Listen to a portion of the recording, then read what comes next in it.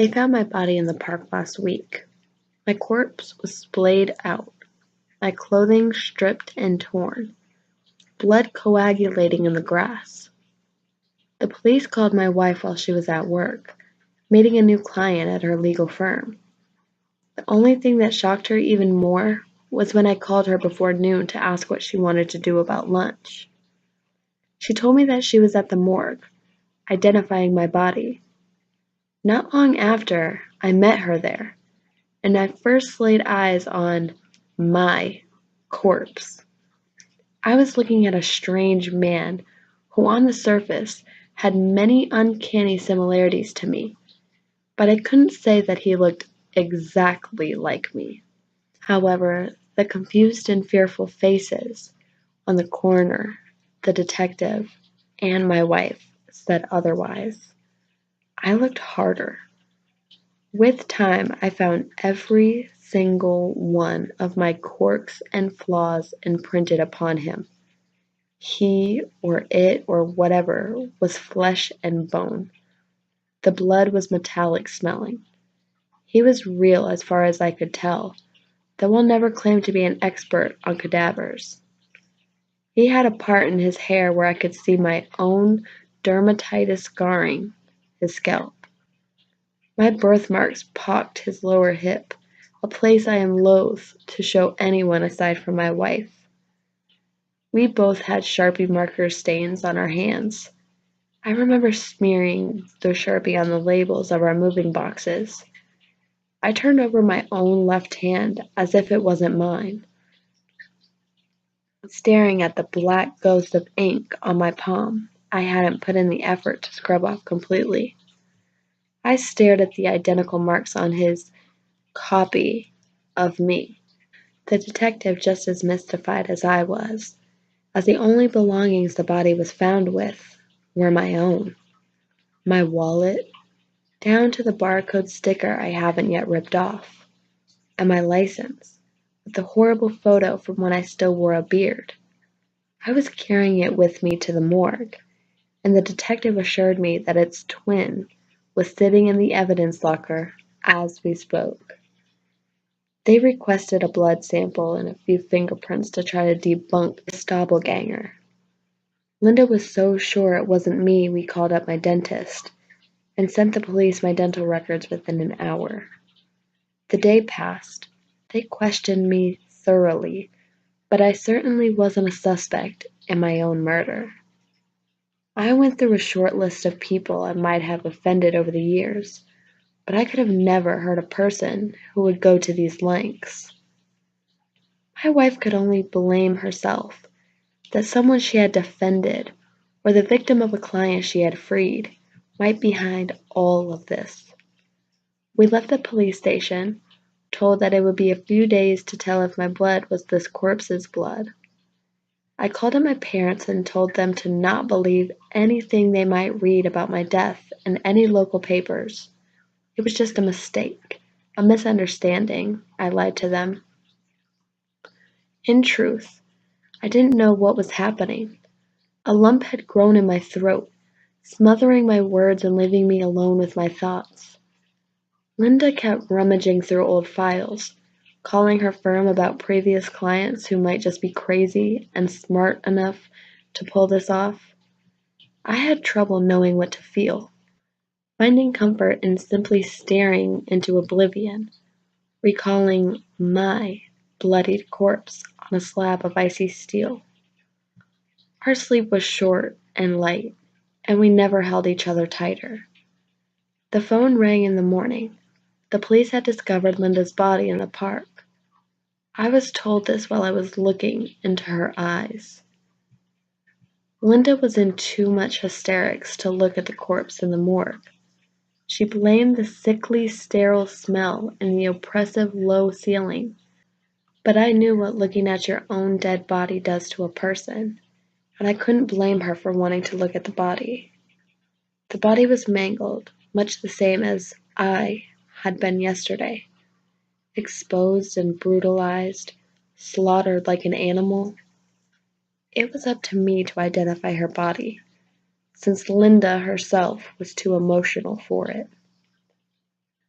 There were her 2 crooked teeth, the same shade of lipstick, her little crooked front tooth, the only blemish on her perfect smile. This clone had even cut herself shaving her legs in the exact same spot my wife did that week. I stared at my dead wife, then at my alive wife in the next room. She wouldn't have any of it. She swore the thing looked nothing like her, in much the same way I had the day before. A list of names flew from my mouth, all the people in her life that she may have slighted, people that had slighted her, everyone and anyone that could have done this. The list she had prepared for me the night before had become the only leads the police had for both of our murders. Linda protested stubbornly against them taking her fingerprints, blood, and dental records, a far cry from her behavior yesterday. After much coercing on my part, she's the lawyer, not me, I managed to give them her fingerprints. Meanwhile, the detective updated me on my murder. My fingerprints were the same as the corpse's, but the blood test would take more time. They had sent up to the city yesterday, as their forensics department was too small and unprepared for this sort of thing. Back in the outside world, away from the formaldehyde and fluorescent lights, word had broken out. It's had to keep a secret in a small town, made even harder when a couple is found dead in the park in 2 days, and they're out walking about like nothing happened. Concerned neighbors probed us all day. One old lady called me a demon. A community email went around that the police would hold a public briefing when the weekend was over. We locked our doors, turned off our phones. I found slight comfort in moving boxes around, looking through cupboards I knew were empty just to double check. My wife busied herself with paperwork and grinding her teeth. She was always too strong to cry, and her teeth suffered the brunt of it. If it hadn't been for her sleeping pills, we would have never gotten through the night. Daybreak. There was another body in the park. A man was drowned, then bludgeoned, poisoning the lake with his blood. Our town's small beach was closed that day. We didn't find out who it was just then. It seemed like he had no connection to us, which didn't free us of our town's suspicion just yet. The detective called and informed us that Linda's fingerprints matched, and the results came back on the blood test. The corpse was me. My body, my blood, my teeth, everything was me. I was dead in the morgue and talking about it with a detective investigating my murder.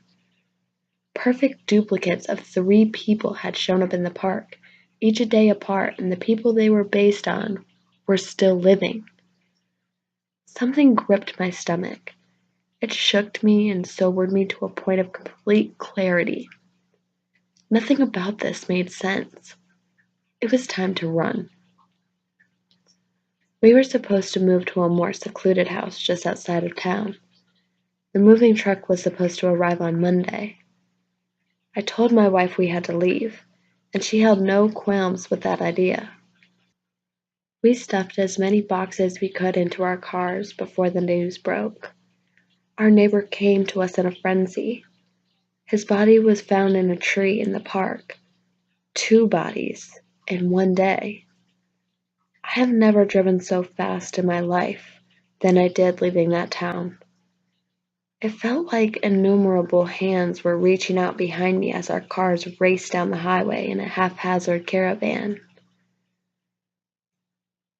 It's now a week later, and much has changed in our lives.